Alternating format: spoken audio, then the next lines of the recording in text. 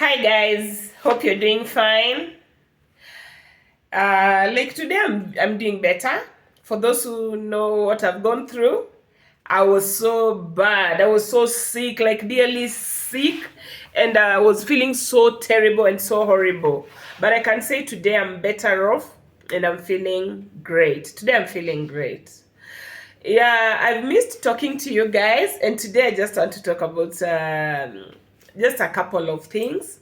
Like the first thing I want to talk about is um is what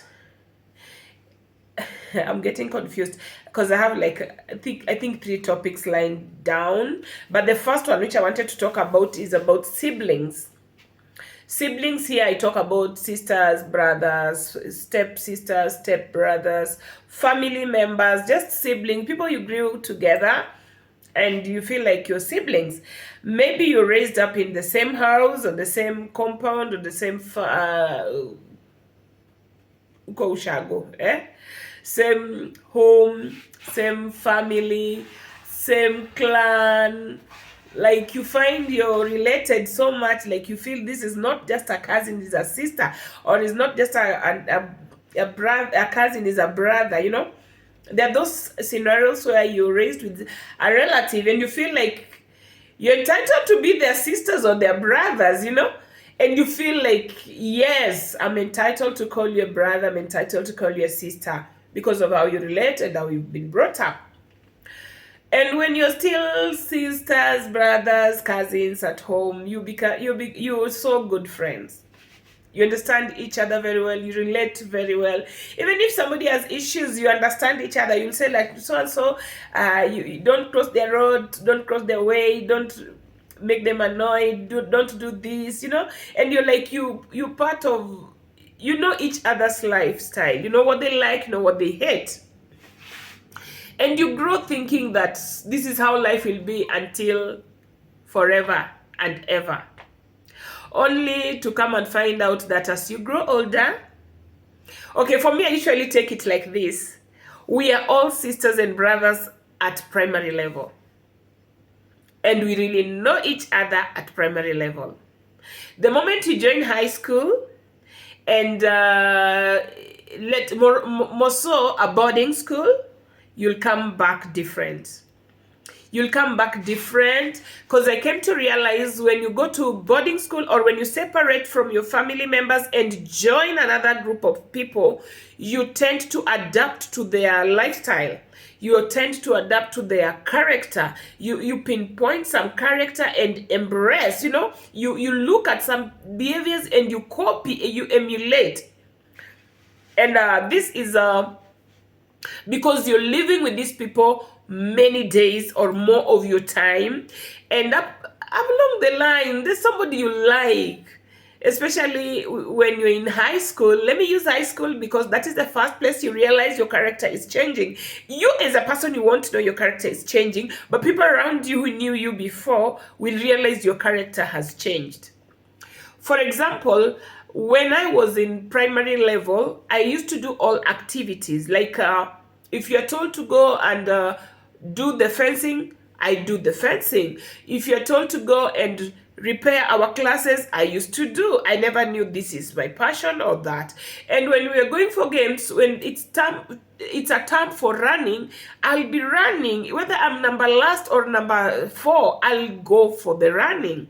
When it's netball, it's like I don't know what I like. I'll play all games. I'll participate in all activities. Then when you go to high school, you realize now you're given a chance to choose. Now you're choosing from what even you didn't know. You didn't even know I'm good at this. You used to do all activities. So you didn't know my passion is on this, or my desire is on this. So when you reach high school, most of boarding is when you realize you're now changing. You're now changing, like what you liked in primary school is now getting different.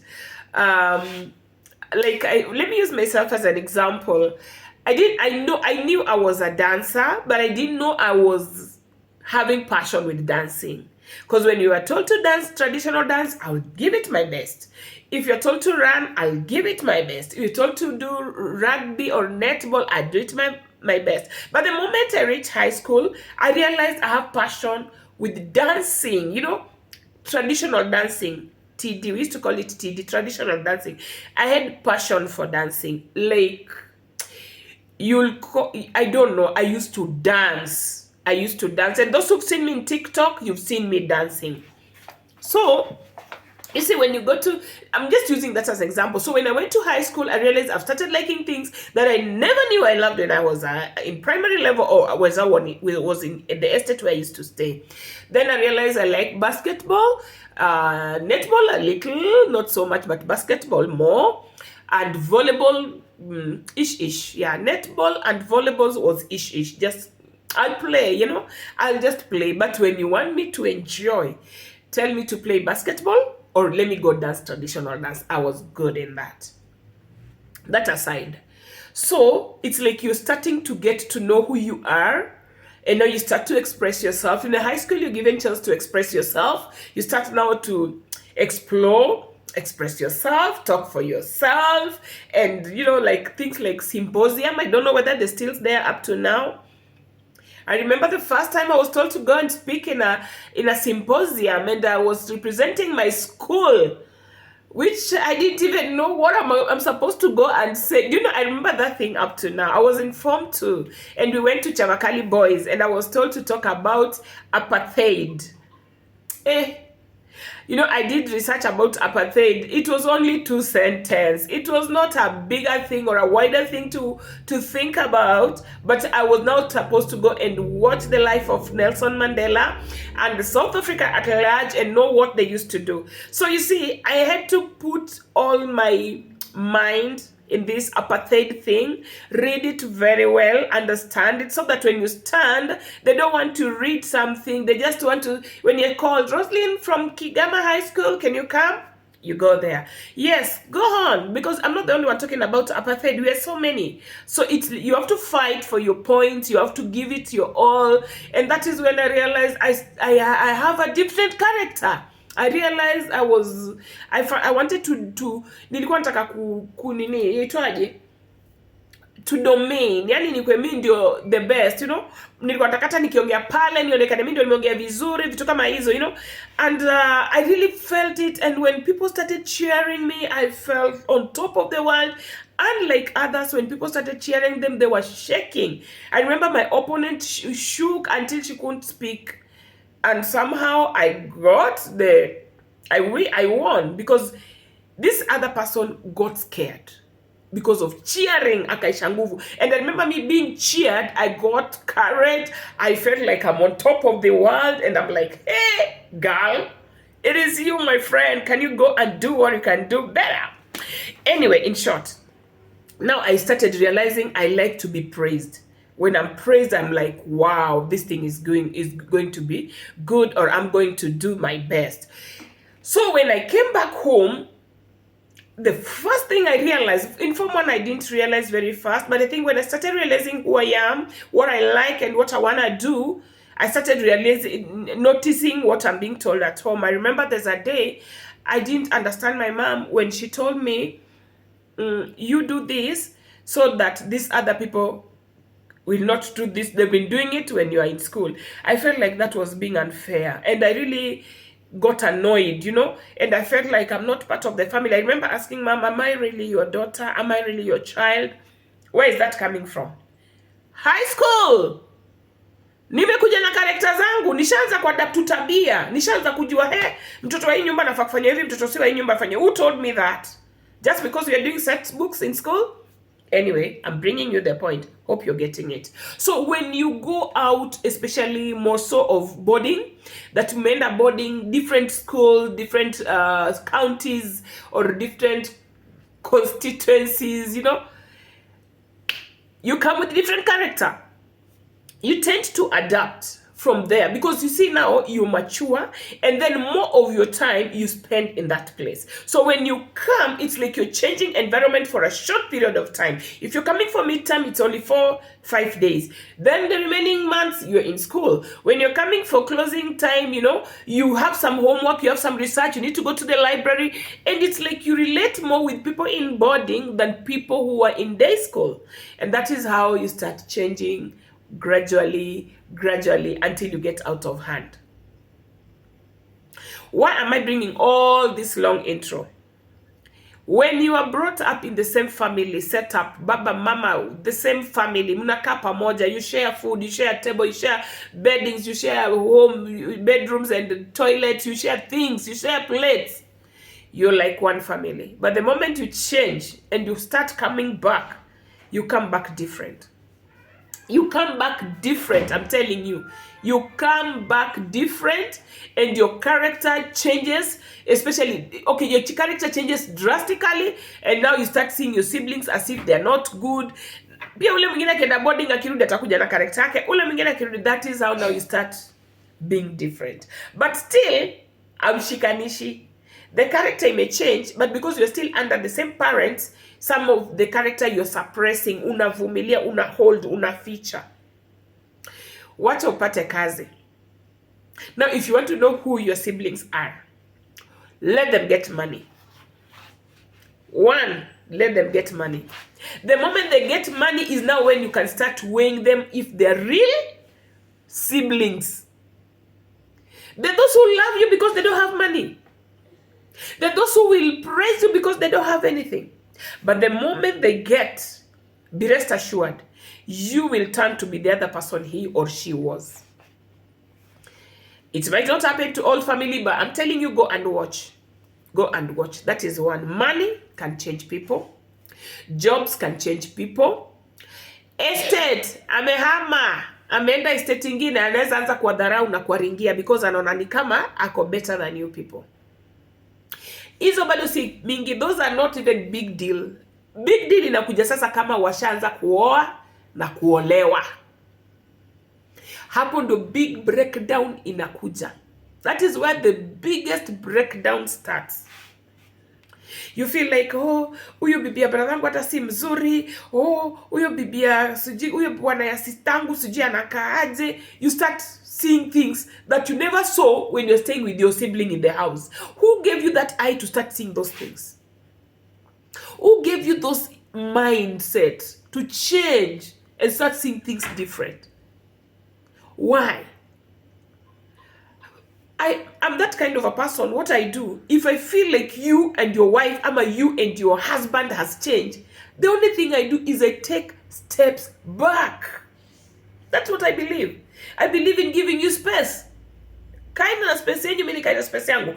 Tusikosane, tuheshimiane. But kwanza confrontiana, that's not me. You'll wait for it for long. That is not me. You will wait for me to do that. I will not. The best I can do is to take some steps behind so that I can leave you guys with your space. Enjoy. Nisianze kuona mabaya zenyu. Ndio pia nyinyi msione mabaya yangu, you know? But I'm not saying you do that. I'm saying that is what works for me. There are those who are able to confront, wagombane, walete issues, walete makelele, wagombane, me, I don't know how to do that. I don't know. Inanishinda, inanilemea. In fact, I'm weak ikifika hapo. So what I'm trying to say is this. The moment you see there's one of your siblings or two of your siblings or whatever number of your siblings have changed, check kama ni pesa. Check kama ni spouse. Check kama ni relocation. Ametoka ghetto, amewacha ghetto, kule mulilelewa yakaenda better. Check. Usijudge, usikasirike bure. People change because of the way they're adapting to the new environment. They change. They didn't have money, they loved you. They changed because they got money. That's a new environment. They changed because they were jobless, now they have a job. They've changed. That is their new environment. They have changed because they're not living with you anymore. They're living on their own. They're independent. They're feeling better. So that is their change of environment. People do change because of environment, spouses, and finances. Maybe they're much more. There's so many, like I remember there's a day we shared with my co-host, we were talking about when a woman gets pregnant, they can also change their character. And maybe they were not like that initially. They were your best sister, your best brother, wherever. But sasa wanakuwa adui kabisa because of the pregnancy, you know? Lakini uzuri akishaanza anarudi anakuwa mtu mzuri. Hizo weka kando. Hizo ni by the way. But ile big deal sasa hapa ni pesa, changing your environment and getting a job. And a spouse. Iwache tuweke pesa na job kama moja, alafu kuchange environment na kupata spouse. This can make a sibling change. So if you can be a good person, sit down and watch and see where the rain started beating, you'll not get annoyed. You'll not hate your sibling. You will not. If you take time and believe that you're the wrong side, the person who's wrong. Like me, I believe when I take a step, I just pretend I'm the one who's wrong so that I give you space, you enjoy your life, I be far. Yeah, ndo pia mimi learn mistake yangu, you know. So everybody has different ways of battling their challenges or handling their challenges or even fighting their fears. But if you've realized you have one of your sibling ambaye kona character inawashtua. Anyway, what I'm trying to say, in every family there's one child anasumbua sana. Either atasumbua wazazi, ama atasumbua ma siblings, ama atasumbua community. Yani, you mention the name of that sibling, watu wana shake. There's always that one person. Now I want you to show you what to do with this person. The moment you realize that you have one of your siblings who is notorious, who is stubborn, who is yani msumbufu, you can't even handle him, you can't sit with him, you can't talk to them. Watch them very closely and look at them in a spiritual way. Mwanzo, just ask yourself what made the change. If you realize it's a spouse, then that one, give them space. Give them space. You know me, what I believe. I believe if me and you have issues, that's how I believe. And that's what I'm saying, don't use my belief, you use yours. If I know me and you, there's some misunderstanding, we don't understand each other, I have a problem, I will not confront you, but I'll avoid you. And I don't avoid you in a bad way, I take steps behind. I step back. Assuming we used to call each other, I'll stop calling. We used to visit each other, I stop visiting. We used to do things together, I stop that. So if you're smart and you're sure you didn't have issues with me, you will look for me. But if you know there was issues, you'll avoid me. Because you'll know, she has noticed we don't like her. She has noticed we don't want this with her. Then now that is where the gap come in. So when the gap come in, now all of you, I want to say both of you, take your time and ask yourself, mbona hii ikatokea? Is it because bwana yangu ama bibi yake, ama ni kazini yangu ama kazini yake, ama ni brother yangu ama sister yangu? Then after taking steps back, usiwe wa kudiscuss. Ukisikia another sibling ana complain the same thing you have, digest kwanza, usi-complain. Assuming you are 10 kids, and then it's only you have a problem with one of your siblings, maybe the sister or brother. Then unaanza kusikia the same problem from the other siblings. Then at least hapo utajitoa, utasema, I'm not the problem. The problem is huyu sibling wangu. Then now, take your time again. Hii character imeanza akiwa single, akiwa amepata kazi, ama akiwa amemari.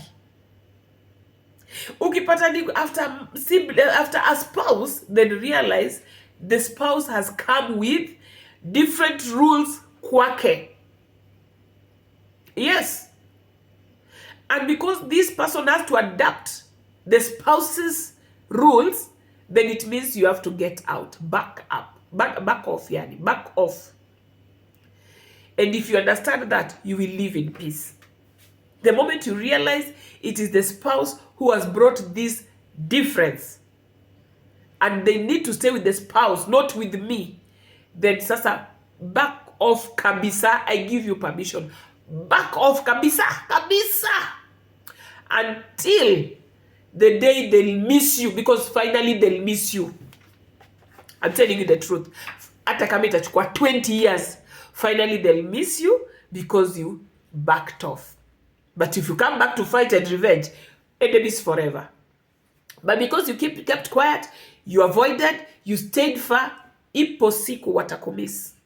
Because they will look like, we thought he or she is this bad, so we were too harsh on this person. We were too harsh on our sibling. We were too harsh on our in-law. Let us embrace and come. And wewe kama uligundua makosa si yako, you will embrace them too. Yeah. The moment they'll come back to you, you'll embrace them too. And that will be a very good thing. So what I'm trying to say, kwa family lazima kuna mmoja msumbufu before hata kuoa ama before kuolewa. Yupo tu msumbufu. Then with the time, mwingine ata change because of pesa. Mwingine ata change because of spouse. Take your time, learn them, and don't be hard on them. We usually say be hard on yourself, not hard on them. Because our new you own kasirika them, that's they're living their life. That's your problem. You're the one who is having a problem. So what do you do when you see there's one stubborn sibling? If you're good, back off. Tafadhali. Don't confront, because maybe at that time they don't know they're hyper, they're in their peak. You might have issues. Mwanzo mwenye pesa ukijaribu kumletea shida tunamkalisha chini. Wewe sijui nini. Utakalishwa chini, hata wazazi watamtetea mwenye pesa. Yeah? Mwenye pesa upendwa anywhere, hata utaenda kwa stage and then find somebody giving money na wewe tumengara smart. Huyo mwenye anapenda pesa tambua ingie kwa gari uongoje. Na si ati wako related. Mwenye pesa upendwa. Wa pesa hupendwa. So if it is finances and job that has differentiated you or brought the gap, back off. If it is spouse, back off, give them time. Na kama ni kuzaliwa, you'll see it from the other siblings. And what do? You give them space.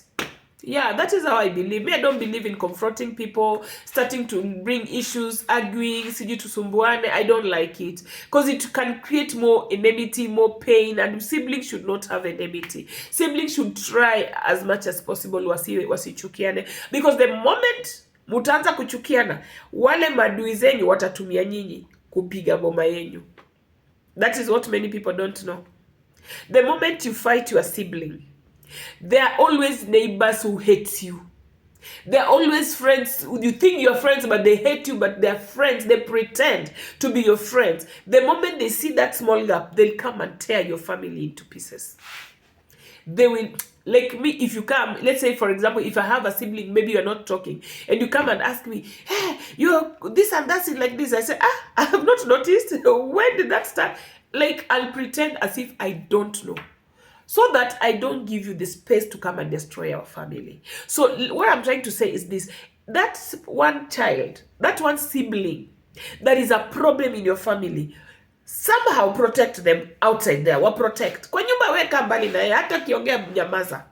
But if you find people talking about that stubborn sibling of yours, protect them. Because the moment you'll open your mouth and support those people from outside, they'll carry what they want and give that sibling. And you know which fire will be brought in your home. Because such stubborn children, they don't care. They can abuse you. They can tell you anything in front of everybody. They don't care. They don't care. But I'm here to tell you, please, please, please, if you have that stubborn sibling, outside there, protect them. Within the home, back off. It will bring peace. Number 2. This one is a hard one, but it has been eating me up and I want to talk about it. Firstborn. If you have somebody who is a firstborn in your family, be it a firstborn brother, be it a firstborn sister, be it a firstborn cousin, be it a firstborn uncle, a firstborn auntie, a firstborn, avoid those people. At all cost, avoid abusing them. Avoid, what is that? Yani, avoid anything negative. Don't do anything negative to those firstborns. Don't. There's a friend prophet. She had come to visit me yesterday to pray for me. I was not feeling well, so they came and prayed for me. And there's something they told me. And that thing, okay, I know it, but it slipped out of my mind. That any firstborn is not your child. I know you'll not get it. If you have a child who is a firstborn, whether they were triplets, whether they were twins, whether they were alikuwa moja, somehow kwa triplets, twins and all, kuna wa kwanza, you know, this is one, this is number one, this is one who came first before this one. That first child is not yours. Okay, let me break it down to you how my prophet told me. She's a very good friend of mine, Prophet Susan. Prophet Susan told me, do you know your firstborn is not your child? And I'm like, no, I labored for many hours. That's the only child I labored. The rest, I went through CS before labor, but I really labored. She told me that that's not your child. That is a first fruit. Go and read. She told me, go and read the word of God. What is the first fruit? Who is the owner of the first fruit? First fruit of your farm, first fruit of your cattle, first fruit of your salary, first fruit. Who is the owner of your first fruit? I didn't even want her to continue. I told her I get it. So she told me the first fruit of your womb is of God. So don't argue with God about your first fruit. Just take them to God. Just tell God, this is your first fruit for this family. I give her to you, or I give him to you. Or maybe if this firstborn is giving you hell of life, come to God. God, this is the gift you gave me as the first fruit. Please help me handle this. Because these are the ones utatoboa. Hawa sasa ni wako umepewa, enjoy. But first fruit, usicheze nayo. So when she told me that, it really sank in my mind. Alafu akaniambia, so go and watch and look for your elder sister, elder brother, elder auntie, elder uncle, go and look for firstborns. I told her, don't even go on. Don't go further. I got the point. I got the point. So if you have an elder brother, if you have an elder sister, hey, and you talk about them behind their back, unawatusi, unawatukana, unaongea vibaya juu yao. Oh, hana uwezo, hana hii, sijui ako hivi, ako weak, ako... That's why we have this social media. Some of these things, you learn them through these YouTube channels to help you for tomorrow. So if you ever did something wrong to your elder, kifungua mimba, aliyetoka wa kwanza, ukamdharau, sawa, they have weaknesses, but they're the first ones wako na shida because they are being attacked left, right, and center. The devil was not ready for this first one to come out alive, akakuwa alive. That is a war. Aya, first fruit of my firstborn is a blessing to these parents. They were so excited. The devil is annoyed. The community is annoyed. The spirits are annoyed. He fights or she fights so many battles that she or he doesn't know where these battles are coming from. That's why I'm telling you, if you have an elder brother, elder sister, hata ukiangalia life yao inakanga mbaya. Si mbaya, ni vita wanapigwa. The best you can do is to pray for them and cover their shame. Funika aibu yao. If you are in a position to give them something to cover their shame, give them. If you're in a position to wipe their tears, wipe their tears. Even if they look like nothing, cover them. Cover them. And acknowledge that they're your first siblings. Don't say, tana huyu anakuanga tu chizi. Yeye anapenda tu pombe. Yeye anapenda tu sijui nini. Please, let it not be part of your story, oh. You did not know how God brought this person in this life. And who told you that you the one who has and then they don't have, they will never have? Kutangulia sio kufika. Yani mwanzo unaweza kumetangulia na mali wewe na yeye akawa hana. But unajua kesho anaweza kwa yeye atawasaidia kulindezo mali zenu. So if you've ever wronged your elder, and you know you wronged them, ile ukweli uliwakosea, omba msamaha. If they wronged you and you really paid them harshly, you paid back harshly, tafadhali, if you can't face them, ask God. Lilia Mungu. Nendo kalilia Mungu, manake you'll have a firstborn. The same measure will be given to your children. I don't know why I like using this one. I don't like it that it is helping me. It hits me up and it reminds me. What you do to your elders will be done to your children. And these things, they will not be done when you are dead. They will be done and you will live to see and feel the pain. But maybe it will be too late to reverse. But kama huyo elder yuko, nenda kwake mapema umlilie kabla ikurudie. Nenda mapema umlilie kabla ikurudie. I remember even the prophet was telling me that we want to pray for you. Because there's some prayer requests I wanted. They told me, I want to pray for you. And then they asked me, it was a lady and a man. My friend is a prophet lady, and she came with an apostle who is a man. So they told me, we want to pray for all this that you're asking. Then they asked me one question. Is your father alive? Then I said, yes. Then they said, we will pray, but we will not help you. You'll go back home, tell your parents to pray, because it's your parent who has direction to where you need to, wherever you want to do. It's your parents who can direct you. But us will pray for you as servants of God. Then they said, but in case you don't have them, then we take the mantle of being that father, of being that mother, and then we can now take the position and do it for you. And let me tell you, it really ilinikula. I'm looking like, where is my parents? And now the person who I'm looking for to assist me with a certain prayer is telling me, we will pray, heaven will hear, but heaven will act after you've gone to your father. And that thing really spoke to me in a very heavy way. And I remember my friend, I also called a friend to come be prayed for.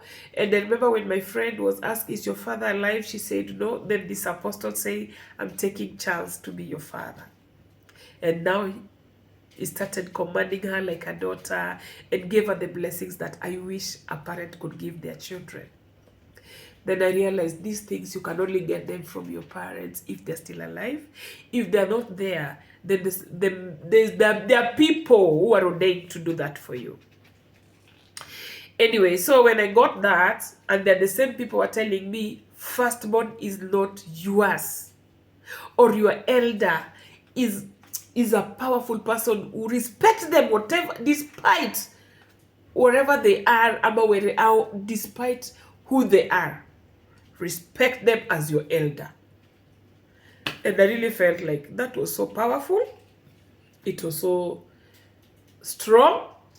And I felt like I can't keep quiet with this. I need to share with somebody. So if this message has gotten you, please, if you've seen any of your siblings, musumbufu, think, don't be harsh on them. If you have an elder brother or an elder sister whose life is not the way you think, or you feel like you're above them, tafadhali, waheshimu, so that you can reap from that tomorrow from your elder children. Because how you treat your elder brothers or elder sisters is how your kids will treat each other. It's just something you're planting. Ni seed unapanda itamea na utaivuna. Lazima uvune. Hakunanga mtu atakuvunia, lazima uvune. Anyway, thank you so much. This is what I wanted to share with you guys. And I felt like if it's so powerful and it taught me something, why not share with you guys? And thank you so much for those who are subscribing. God bless you so much. Those who are liking my videos, sharing, and supporting me, especially guys. Okay, I'm not supposed to say this all the time, but thank you so much, YouTube family. Thank you for being there for me. Thank you. God bless you. We are planning to have a retreat with my YouTube subscribers. I wanted to wait until we reach 1,000 subscribers so that we can have a retreat with a few people, like 5 people. But I've realized 1,000 inachelewa. So the moment tutafika to 800, I will take you guys somewhere. I'll get the people who have been consistent, with those who like, share, comment. I'll see them. I'll just go through all my videos and see those who are so consistent. Then the moment we reach 800, we can organize, go somewhere. Just appreciate the journey we've walked together. And if I've been a blessing to you, I say thank you. If I've not been a blessing to you, pray for me so that I can be a blessing to you next time. So thank you so much. God bless you. Have a good day and enjoy your day. Bye.